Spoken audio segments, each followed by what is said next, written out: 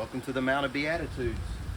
As you can see in the background, you can see the Sea of Galilee, hill, mountain sloping down to the Galilee. This is where Jesus preached his first sermon, the Sermon on the Mount, Matthew 5 through 7.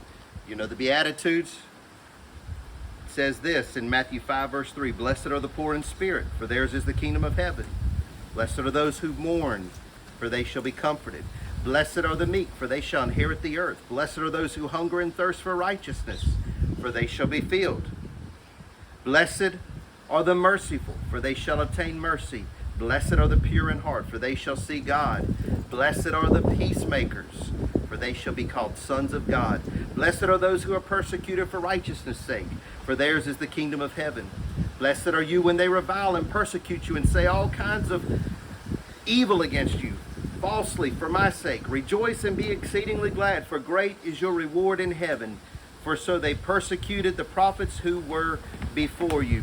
And for the next few chapters, Jesus speaks kingdom principles. Kingdom principles. When I think of the Mount of Beatitudes, I think of kingdom living, precepts for living.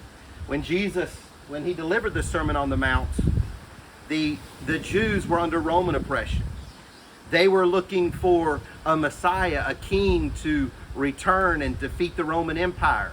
But when Jesus spoke of the kingdom, he was looking way beyond that. Of course, he's referring to the millennial kingdom when he speaks of kingdom, the kingdom of God. But also, more specifically, he's referring to a spiritual kingdom. When Jesus is giving kingdom principles, they're thinking, oh, kingdom, Jesus is the king is coming to set us free from Roman oppression. But Jesus is saying, no, I want to have rule in your heart.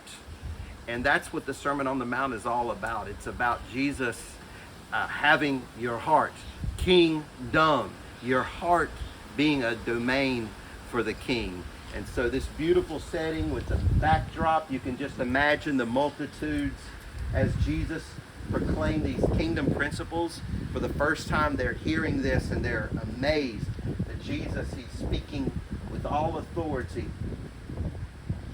all power. He's the king. He's the king, and it's his kingdom, and he wants complete control of our lives.